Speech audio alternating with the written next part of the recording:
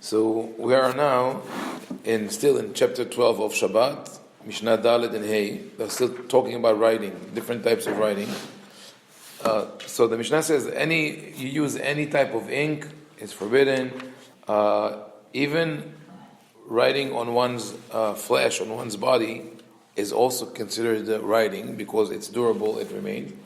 המסרט על בשרו, רבי אליעזר מחייב חטאת, ורבי יהושע פוטר. If one just scratches his body and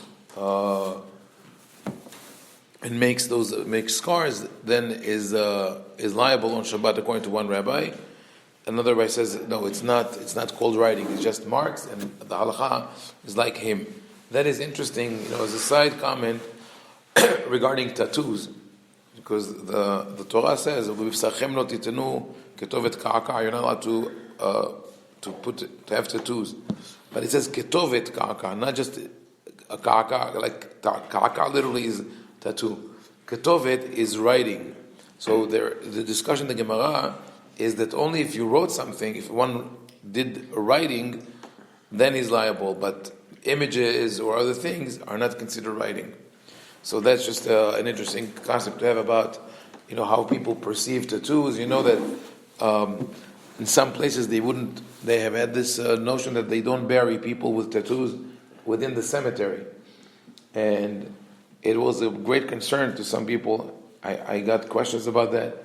It's not written anywhere. It was just the custom started by some rabbis and some people who were in charge of the cemetery as an attempt to scare people away from having tattoos. But so it changed today, no? It changed today because it's more the big change is, but that is something that most rabbis don't deal with, just because I think it doesn't reach into their circles. They're not aware of the problem.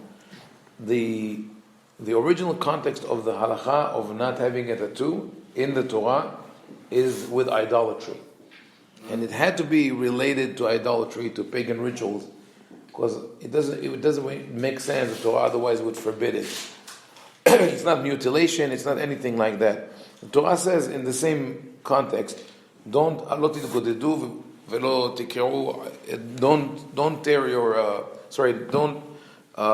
pull hair from your beard, from your hair, don't wound yourself, and don't put ka'aka or tattoo on your flesh. So all these things are related to idolatry. Today people don't do it because of that.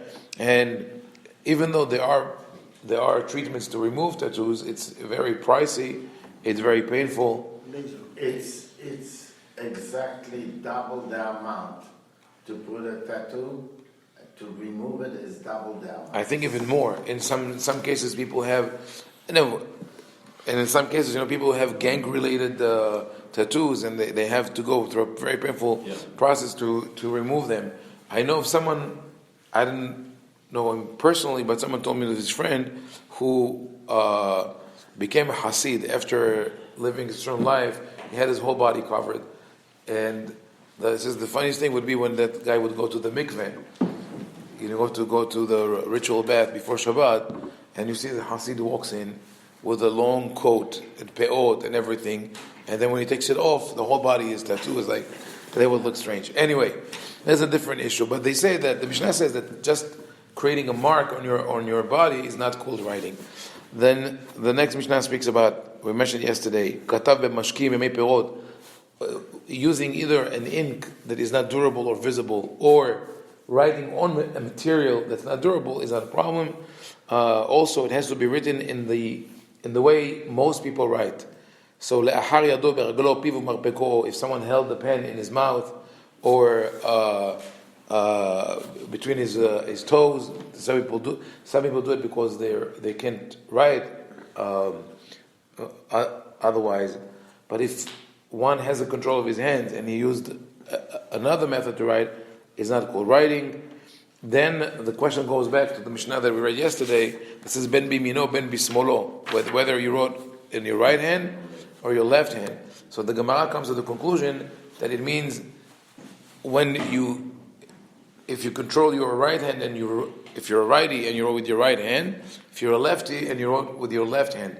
But if it's the other way around, for a righty to write with the left hand and lefty with the right hand, it's not allowed, but it's not there's no liability, because that's not the way people write. So it's interesting to see the discussion in the Talmud, a couple of comments that we have in the Talmud Bavli, Talmud Yerushalmi, about that. So the Talmud brings a discussion that is not directly related to Shabbat. Amar Rabbi Babar Mamal, Aidim she'enam yod'im lahtom. What do you do when you have witnesses, but they don't know how to sign their name? They're illiterate. No, the finger was not used at the time. We're talking about 2,000 years ago. They didn't have the microscope, the way to analyze that. So what do? They are the only witnesses you have, and they cannot write their name. What do? Rabbi Shimon ben Lakish Amar, Roshem lifneim bedio v'em chotmim besikra, besikra v'em chotmim bedio. So they refer to the Mishna. The Mishna says that there are different types of ink, and any ink you use on Shabbat is a problem. But the dio and sikra, dio is black ink, sikra is red ink. So Rabbi Shimon ben Lakish has a solution. He says, write with one type of ink, lightly, and have them fill in with red ink, or the other way around. I'm sure everybody went through this experience of writing a Sefer Torah, when the scribe leaves the last letters, and people come and fill them in. So they're basically already written, and you just write on top of them. Sometimes the sofer would only make a little scratch to break a letter, and I also heard from many scribes, including my brother, that they had so many troubles with that. People didn't know how to hold the quill and smear the ink there. He's not happy with that. But that is a suggestion of one opinion, the Gemara. So write it for them in in one type of ink, and let them fill it up on top.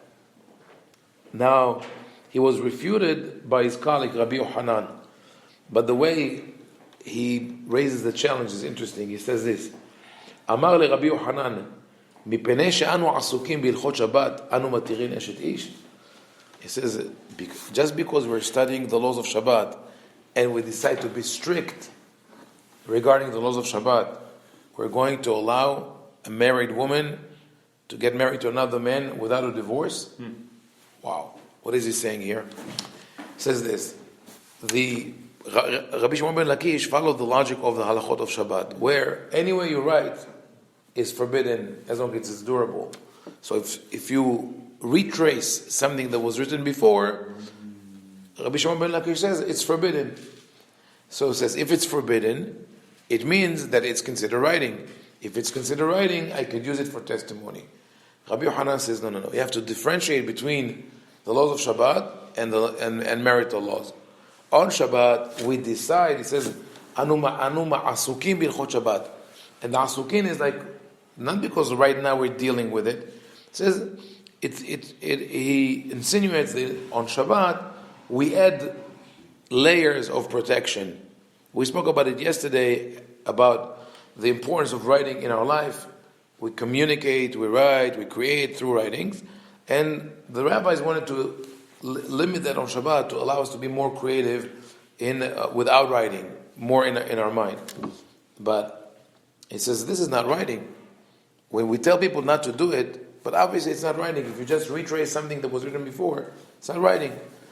And if you do that and you sign a divorce, we're talking about here signing a get, a document of divorce.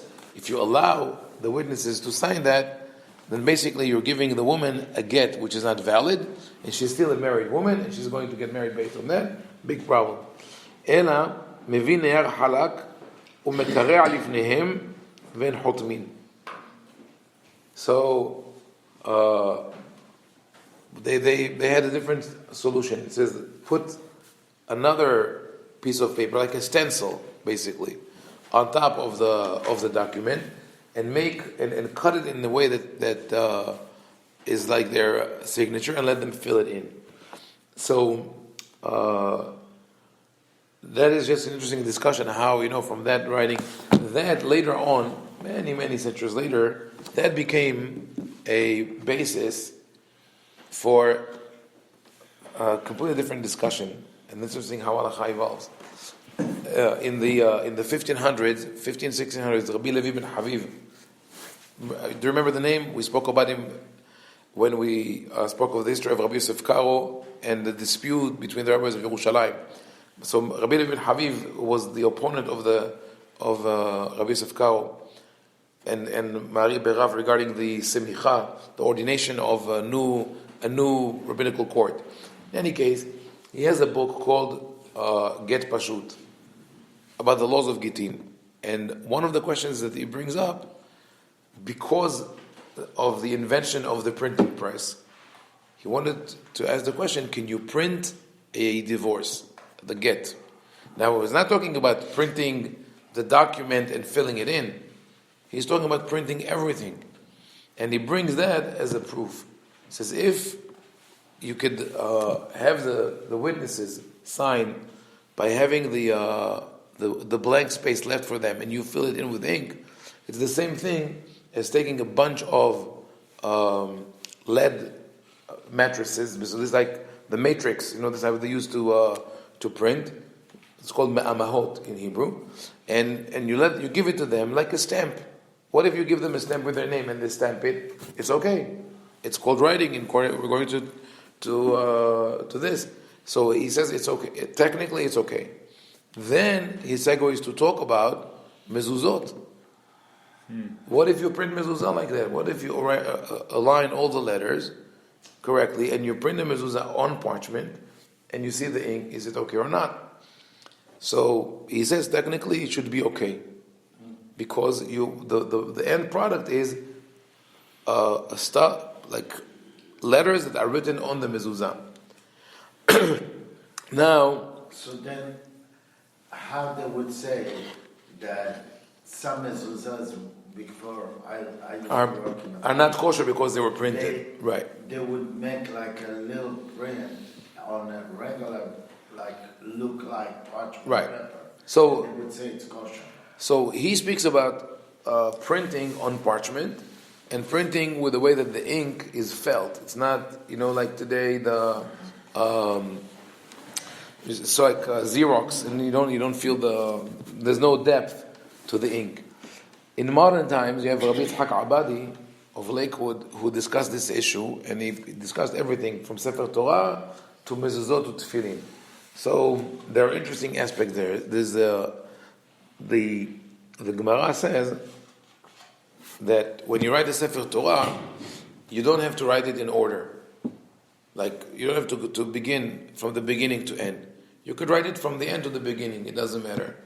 And in practice, many scribes do write it backwards. I saw my brother when he's writing Sefer Torah, and he explained that because Hebrew is written right to left, if you go right to left, your hand smears the ink. When you go backwards, left to right, then you always go on clean parchment.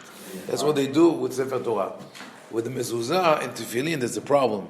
It has to be written in order. Gemara explains why the law is different, but anyway, it has to be kesidran. Meaning, if you write Shema Israel for the mezuzah, it has to be Shin, Mem, Ain.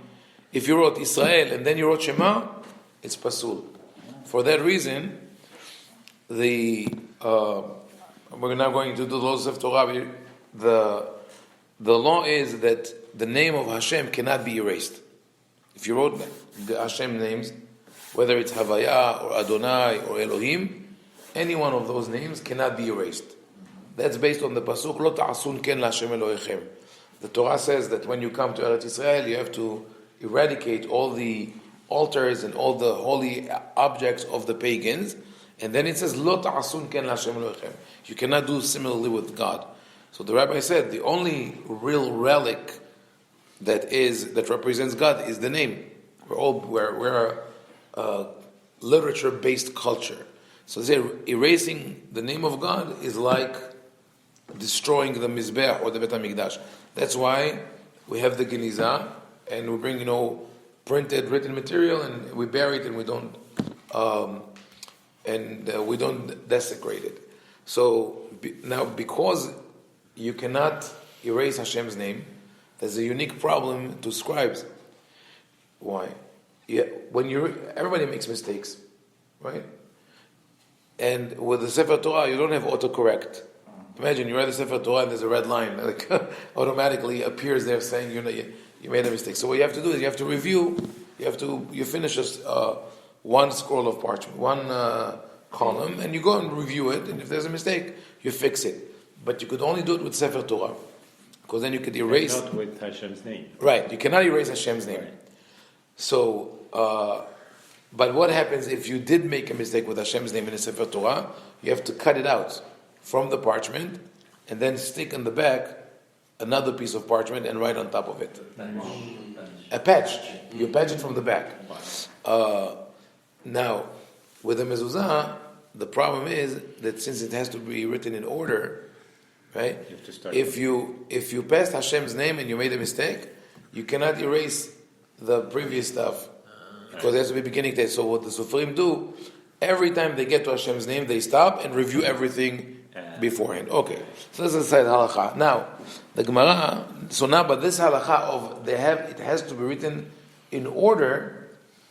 Here is where became a very fine distinction between the rabbis who argue whether you could print it or not.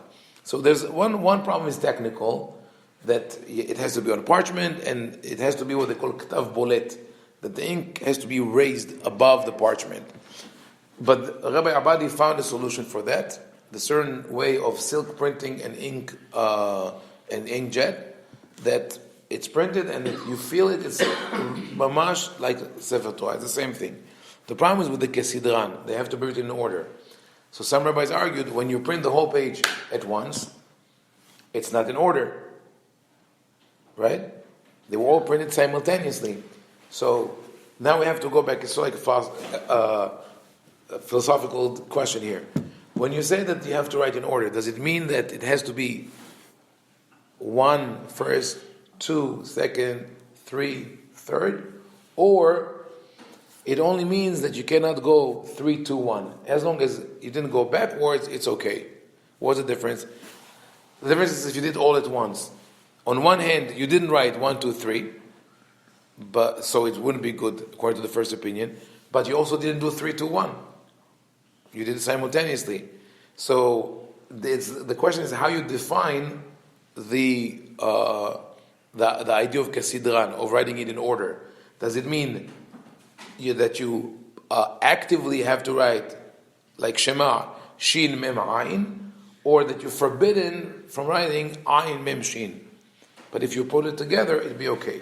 So Rabbi Ovadia rules like the second opinion, and he says that it's okay to print. And he also is based on an interesting story in the Gemara. The Gemara says that there were several families of Kohanim in Yerushalayim that possessed knowledge that was secret knowledge.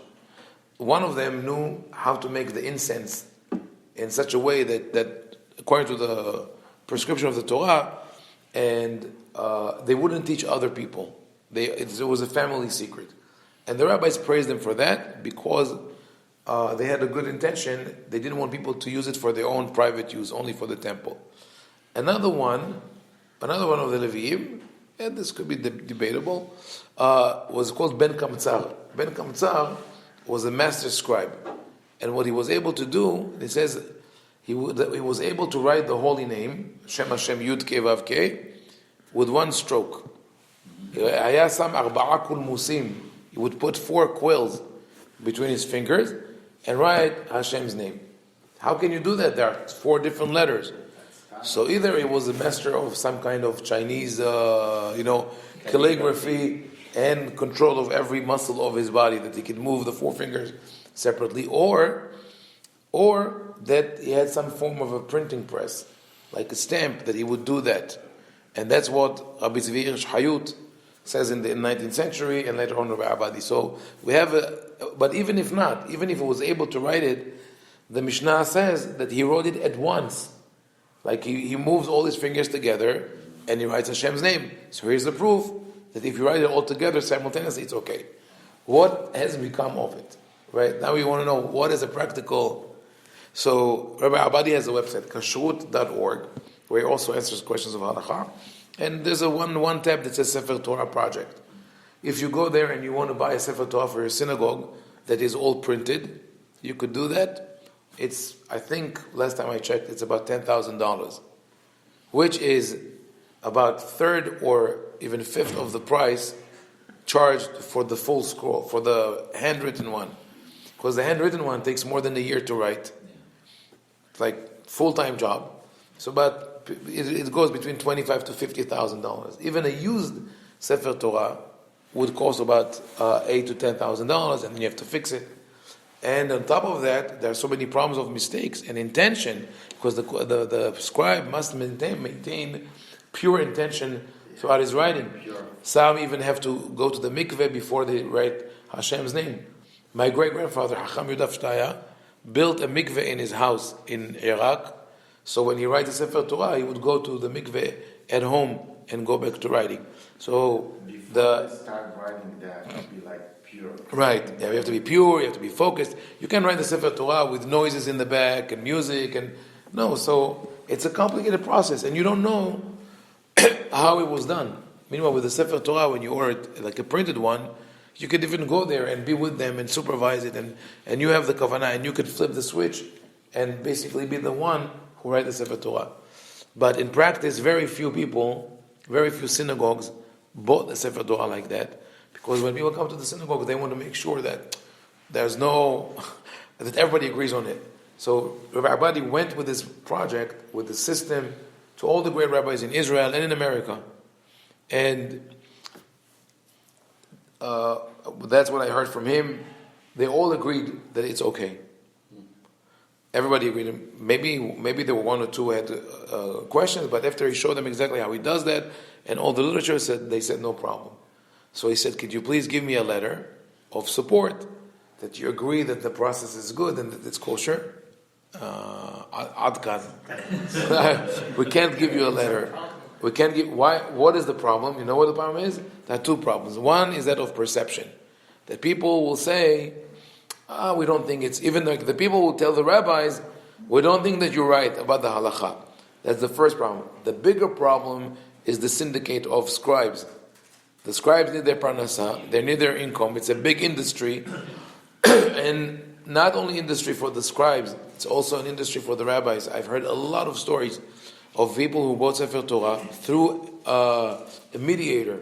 They say, we know this rabbi in Israel, he got us a Sefer Torah. I said, how much did it cost you? This and that. I said, you're crazy.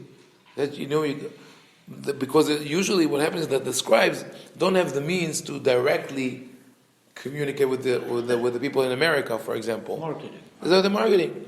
So that's the big issue. And there are other problems like that you have a halakhic solution, but it's blocked because of financial reasons. Okay, we'll stop here today. Baruch Adonai. La'olam amen v'amen.